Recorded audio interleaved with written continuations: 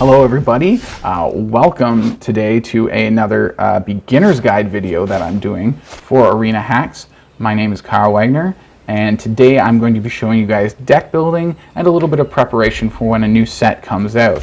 So for example, right now that's Kaldheim that's coming up. So to start this video, what I'm going to do is I'm actually going to be showing all the people who are familiar with Magic the Gathering just how to use Arena to build your deck. And then I'm going to go in with everybody who's new to Magic the Gathering. I'm going to go into some pointers of how to build an effective deck yourself and how to get those, how to first start learning to build those good decks, basically, is what I'll get into. And then I'll go into a little bit of how you prepare for the next set. Every season when a new set is about to be released, what can you do to prepare for that, as well as some budgeting is mixed in with that as well. So that being said, let's get started. So first of all, you come here to your decks tab and you see all your decks here. If you want to create a new deck, you just click on this little plus here. Really easy. Click on that plus and it sets up a new deck for you. And so you go here, you select your format, whether you want a historic, brawl, singleton, artisan, limited, pauper, all kinds of different stuff. Traditional, historic, friendly, brawl, I'm not even sure what that is.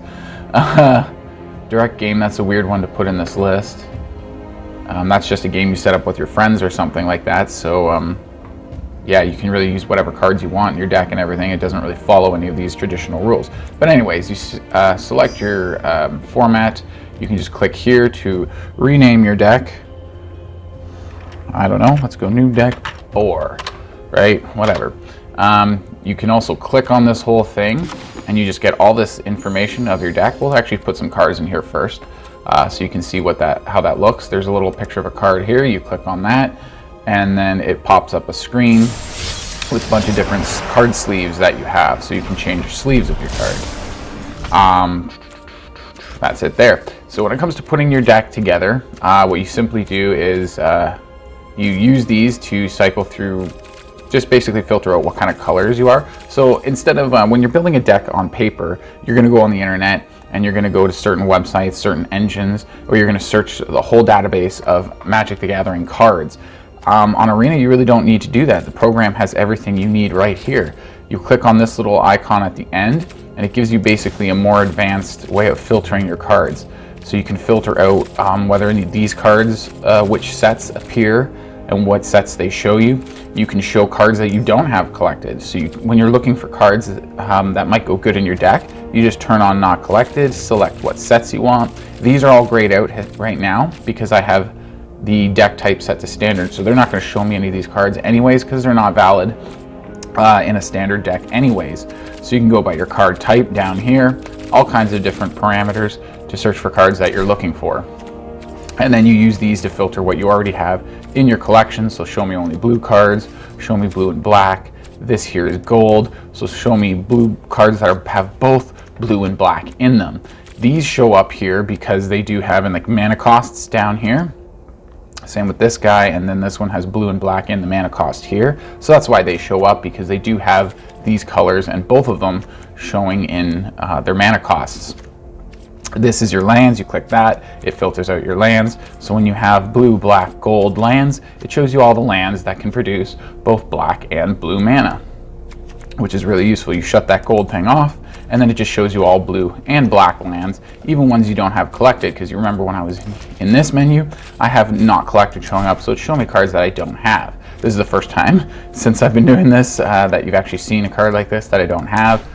We go here and there's one I don't have too. I have it here in Ikoria, I just don't have it for, what is this, Jumpstart.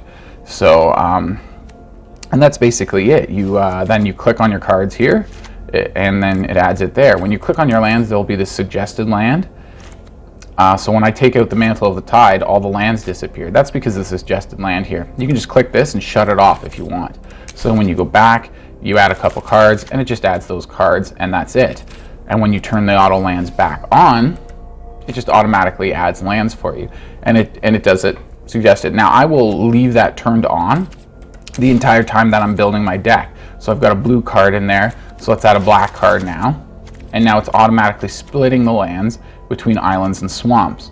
And it makes sense because both these spells are the same. They're just one of their color of mana. So it gives exactly equal of the 2 basic lands.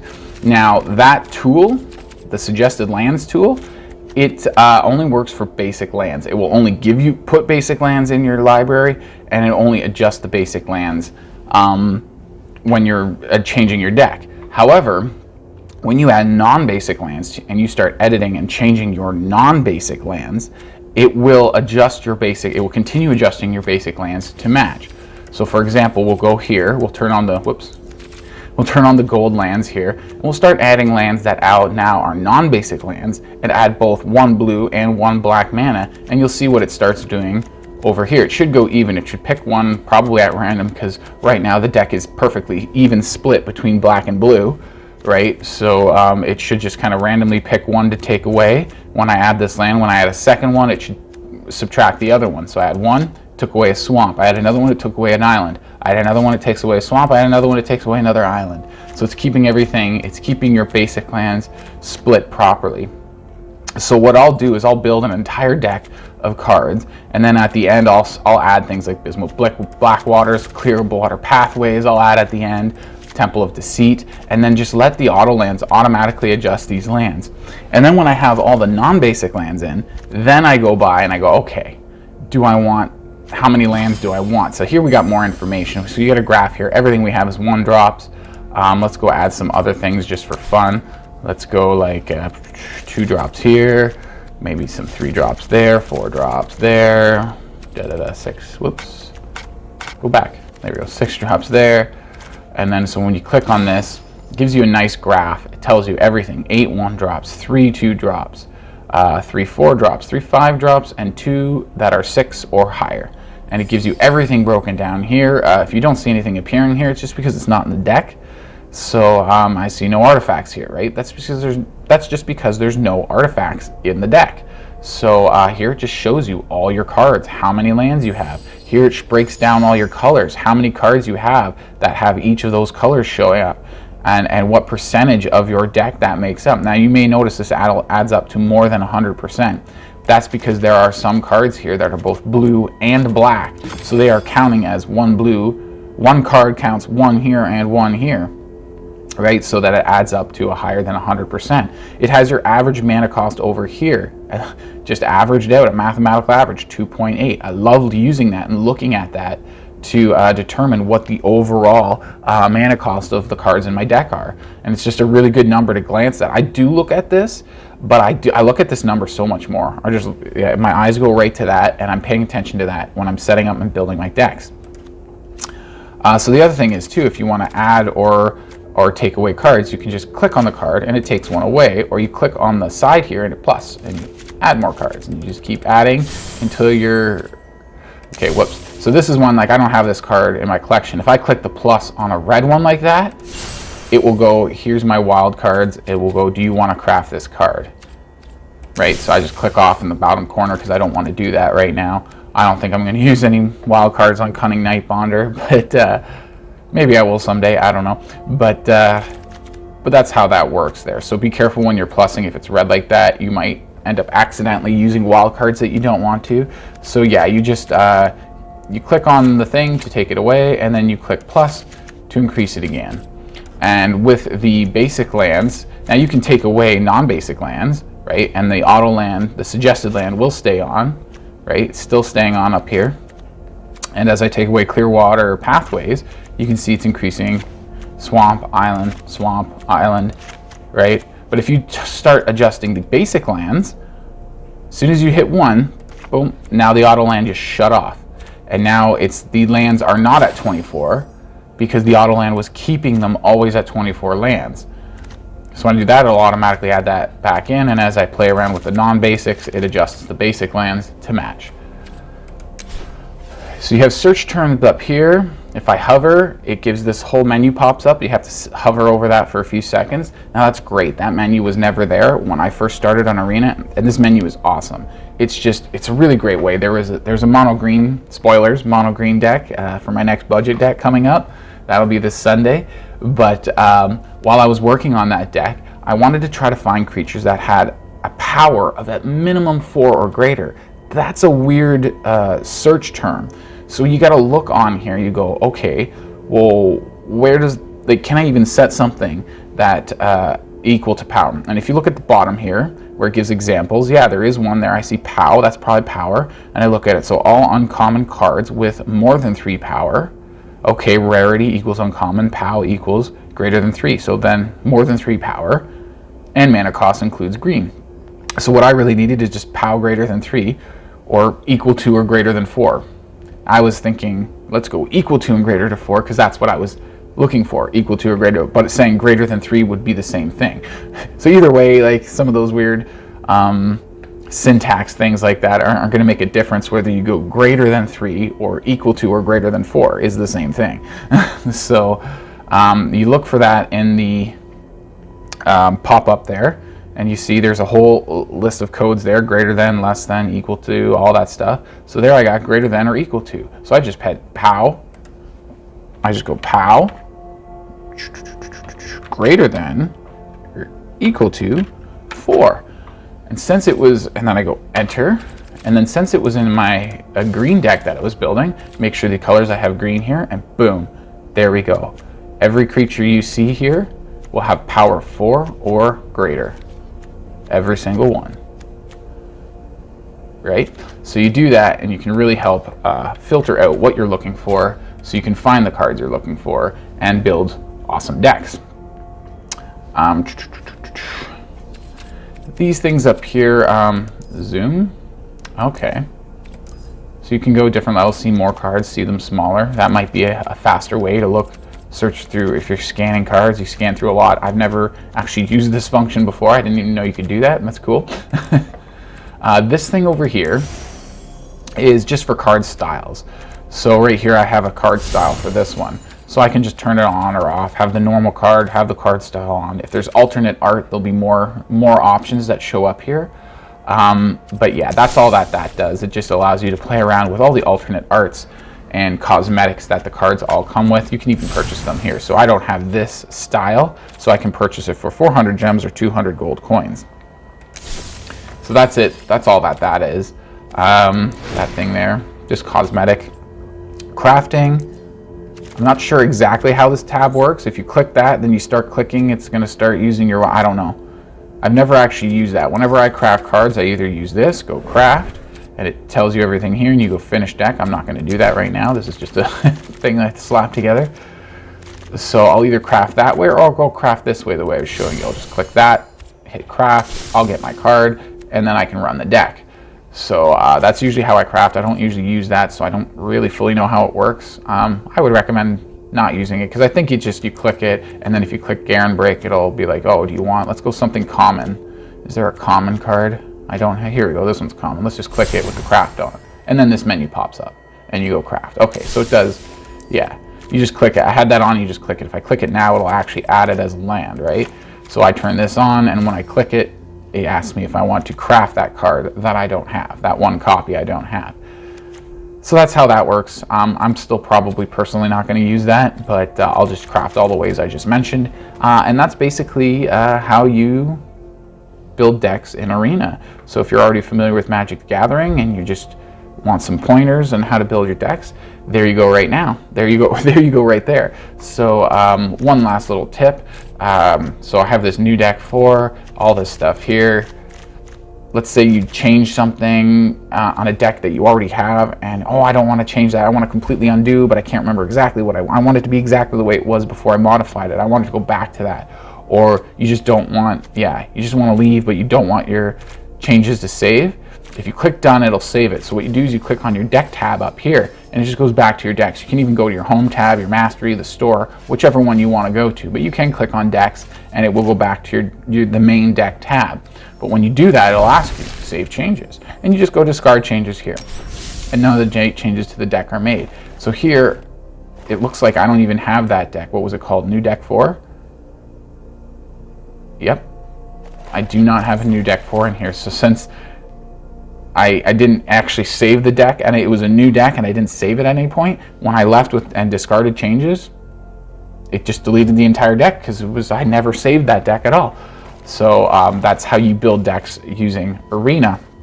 So now I'm going to move on to a few pointers about deck building for people who are new to Magic the Gathering. Just pointers to help build your deck a little more effective, help get some more wins. I'm not going to go super in depth with it, but yeah, I'm just going to give you some pointers I have about setting up a really good deck.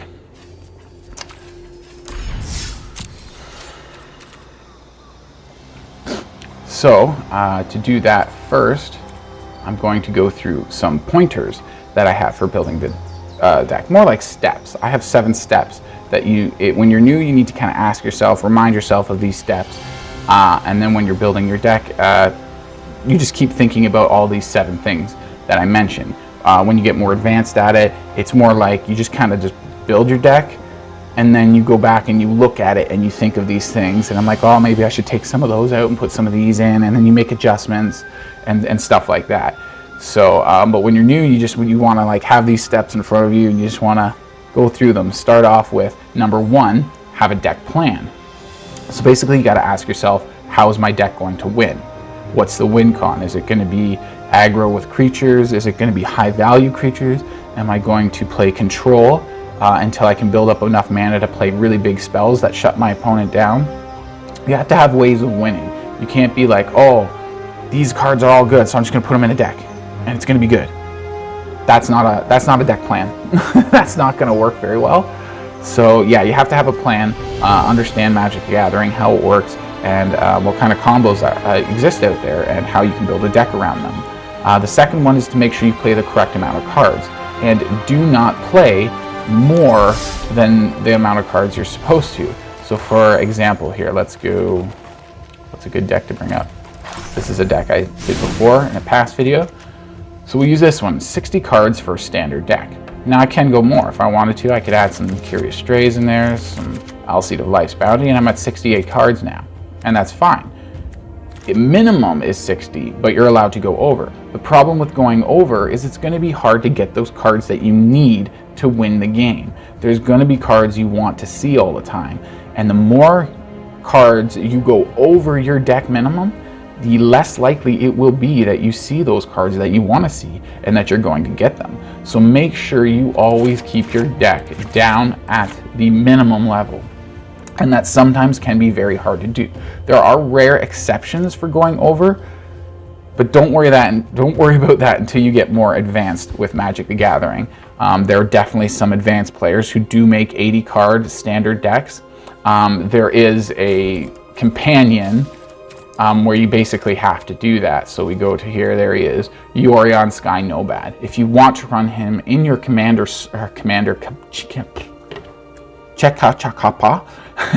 companion slot, if you want to run Yorion in your companion slot, your starting deck must contain at least 20 cards more than the minimum deck size. So for standard, that's 60. You must have an 80 card deck. So there are more advanced players that play around with Yorion and do really neat stuff, and they make really good decks, 80 card decks. But when you're new, don't worry about that yet. Just stick with, like, keep yourself a rule. Like, I have to do 60 cards, I'm not allowed to do less, and I can't go more because it's just the deck's not going to be as good. Every card you go over your minimum, your deck is going to just get that much less and less effective.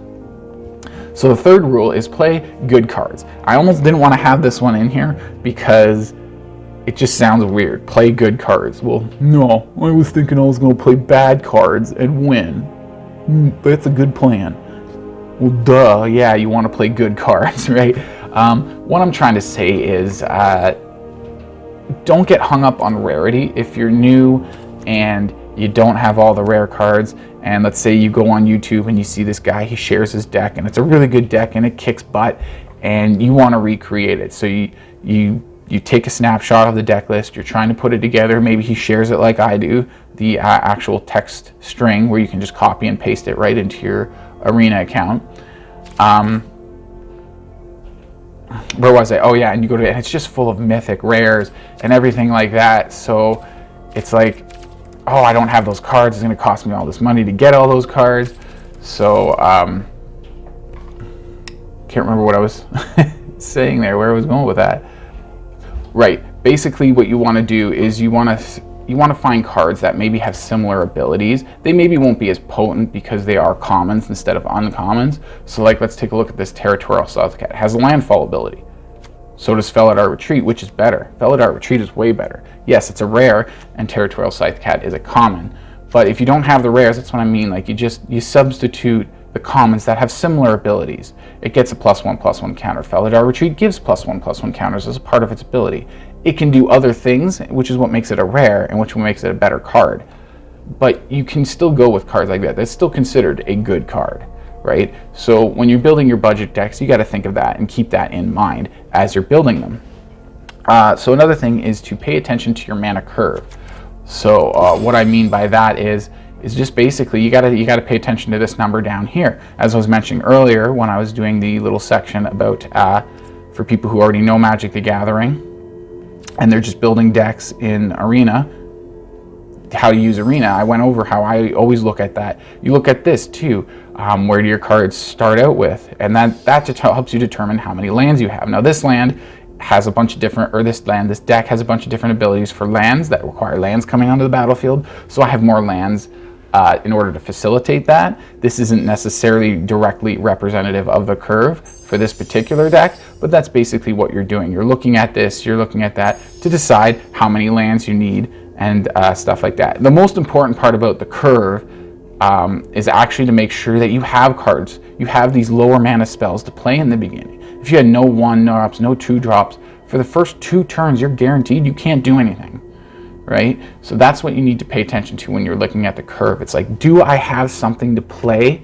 throughout the entire game from turn 1, turn 2, maybe not necessarily turn 1. Like, you don't have to have 1-drops in a deck. I don't have any in this deck and it works pretty decently. But you do want to at least have some 2-drops if you're not having any 1-drops, right? So you gotta think of that. You want to be playing early. You want to get some value early in the game, and then later on you do want to have these bigger ones because they're going to carry more weight later in the game. When your opponents have more mana to use, they're going to be able to throw more at you. So you need to be able to throw more back at them. If you're still late game playing 1 and 2-drops, you're going to lose, right?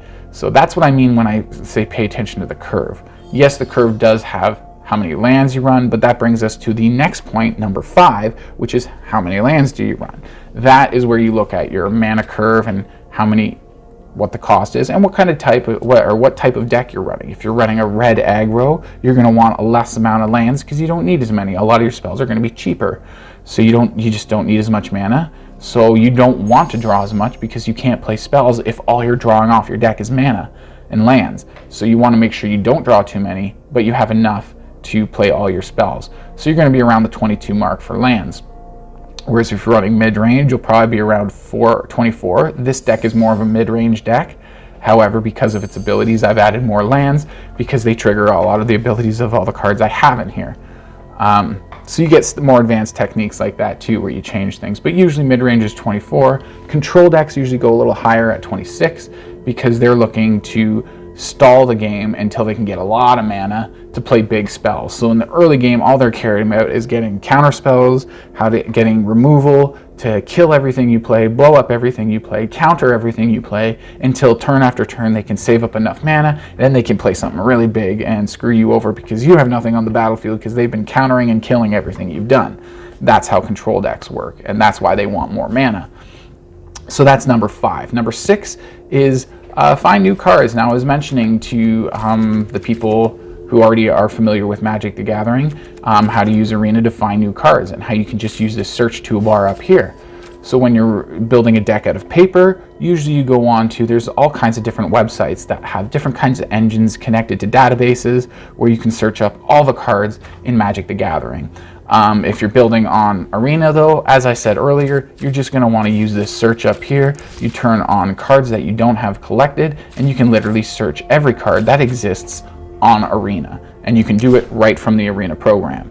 So you don't need to go to some other website with an engine that goes through a data. You don't need to do anything. The database is all right here. That's what's one of the things I love so much about Arena. And as I mentioned earlier, this menu here, just giving you everything, all the information you need. I used to lay my cards out over my bed And I used to put them in stacks of lower mana cost, higher creatures, non-creatures, removal, this, that, the other thing. I used to separate them all out, and that's how I used to basically do this to analyze my deck. Don't need to do that with this anymore. Everything's in a program. You just click this button and you get graphs, charts, numbers, everything, percentages. Your deck just gets completely broken down and given to you here. So that was number 5. Number 6, oh no, that was number 6, find new cards. So number 7, this is probably one of the most important and most critical, is reevaluate your deck. And I don't just mean build your deck and then at the end look over and go, okay, well, looks all right, let's go play. Sure, do that and then go play. But if you're playing and you're losing a lot more games than you want to, pay attention to why you're losing. What's going wrong? What do you wish you had in your hand? What could have you had in your hand that would have turned the game around? Like, what did your opponent play that beat you? What did you lose to? Is there any way you can, like, you know, just pay attention to all these things. Go back to your deck, reevaluate, re-examine, and redo it. And add some cards, add more mana if you're having trouble with mana. If you're having trouble with colors, add more of your mixed colored lands. You know, like, do whatever you need to. Figure out what went wrong. What do I do to fix that? And don't just play one game and, oh, one game went bad, I need to go make adjustments. Play at least 5 games with your deck. And when I first build it, I do my first 5 games against the bot, because sometimes it's really bad. You look at it and it looks so good when it's all laid out. All the numbers are just like the number of cards. Everything's just laid out in front of you like this. Looks beautiful. But what was I going to say? But sometimes it just doesn't work out that great. So when you go and you play games, sometimes even against the bot, even though you pretty much win all the time against the bot, I usually do. Sometimes I lose. Sometimes I actually make a new deck and it's got a lot of errors and mistakes that I just didn't know about. And playing against the bot, it just saved me a bit of embarrassment of taking my deck to a player and losing from these silly little mistakes I did when I built it. So I play a couple games against Sparky and I go, oh yeah, that's bad. I gotta fix that. So I fix it, I go play another few games. Okay, everything's running smoothly now against the bot. Let's go try some players, because that's gonna give you the real information on how good your deck is. And then, like I said, go back, reevaluate, and go from there. And yeah, and I think that's about it for deck building.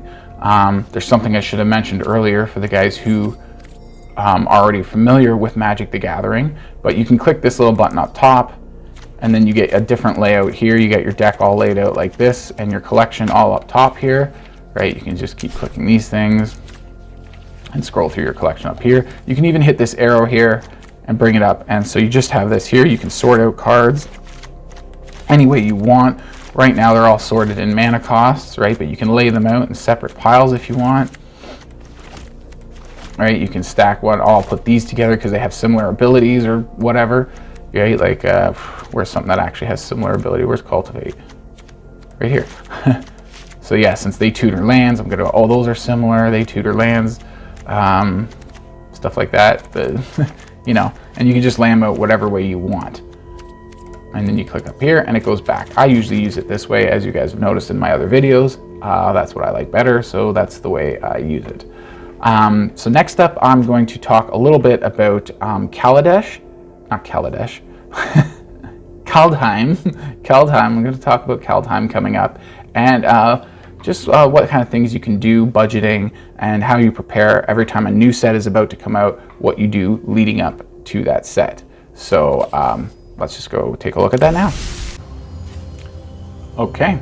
So here I'm at the store, and we are coming up to Kaldheim in less than 20 days. I can't remember exactly. I'm not even sure exactly what the date today is. In the 20-day, 17, 18 days, somewhere around there. Did I say Kaladesh again? Kaldheim is coming out. It doesn't say, I don't see Kaldheim words in these bundles. But anyways, you get these 2 bundles. From what I can tell, every new set that comes out, they do these pre-orders where you get these different packs. If you get both of them, you get this extra little bonus of an avatar or pet here. I'm not big on pets or any kind of cosmetics, so I don't really care about that. And then since I'm not big on drafting, and this is all just draft tokens, it does come with a mastery pass, but I have plenty of gems. Maybe if you're newer, you might go with that just for the mastery pass. and so you can try some free drafts just to see how you like drafting, and then maybe you don't get that anymore because you're like, oh, maybe that's not for me, or maybe this isn't for you. You know, people who draft more often don't really care too much about their collections because you don't bring your collection cards into a draft. You get packs, you draft what cards you draft, right? Those are all the cards you're allowed to use in your draft deck. So your collection won't be as big a deal. I like this better because I do play Standard more. I love drafting, it is fun, but I'm not very good at it and I don't do it very often. So this has a lot more value to me. So I like buying this every season. Get 50 packs. I did it with Zendikar. You get 50 packs, you get a mythic rare, plus a style and a sleeve.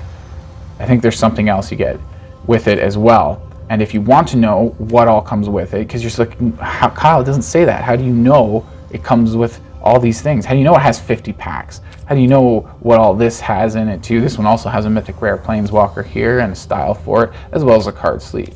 But you see these boxes here. This one's like longer and thinner. This one's fatter and wider, right? Same with these ones. Well, you see in the bottom corner here, there's a question mark. So if you hover on the question mark, bing, there you go. There's everything right there. Pre-order Kaldheim today and receive the following items on January 28th, 2021. Kaldheim set Mastery Pass, that's what I was telling you about. So you get the Mastery Pass unlocked. You get 3-player draft tokens, 1 sealed token, 1 Nico Eris card, and 1 Nico Eris card style. When purchased, you will immediately receive Nico Eris sleeve. And then you over here, you hover over thing, and it's the same thing. So pre-order, that top message is the same. So you get 50 Kaldheim boosters, you get 1 Kaya the Inexorable card, and 1 Kaya the Inexorable style. And when you purchase, you will immediately receive the Inexorable sleeve, which is this thing here. So again, those are cosmetics, I'm not big on that, but spending $50 for 50 packs is actually a pretty good deal. It's not super good deal, but then you are getting these extra cosmetics as well as this mythic rare card. You are getting free. So I do recommend getting at least one of these every season. So that's going to be 4 times a year, which when you add it up, it sounds like a lot, $200 on Magic the Gathering, but that's per year. And when I used to collect cards on paper, they were more expensive. Like there are definitely years I spent more than $200, that's for sure. So, you know, with this digital stuff, it is actually kind of a better price. And you get all kinds of wild cards from that because you get all these packs, those wheels, your wild card wheels will go round and round and you get all kinds of wild cards when you open these packs. So it really helps give you a good boost starting to collect a new set when it comes out. There are other one-time deals. Right now I think there's still this Wanderer package, which you don't see here because I've already purchased it. And they're usually $15 and they give you a really good amount of gems for that $15. Plus they give you an avatar and a couple other cosmetics, but it's mostly you're getting gems for a really good value. And you're getting enough gems to unlock the Mastery Pass too. And at $15, it is a really good deal. So I'll get a couple of those throughout the years. One of these for each season. So it ends up being anywhere from $250 to $300 per year, still way less than what I spent on paper cards.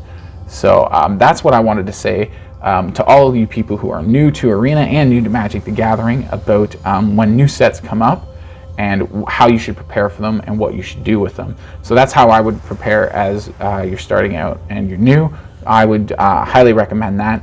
If you're whatever situation you're in and you just don't have any money not to spend on Magic the Gathering, that's okay. You don't have to get any of these, but keep in mind the road to building your collection is definitely going to be longer and more grindy.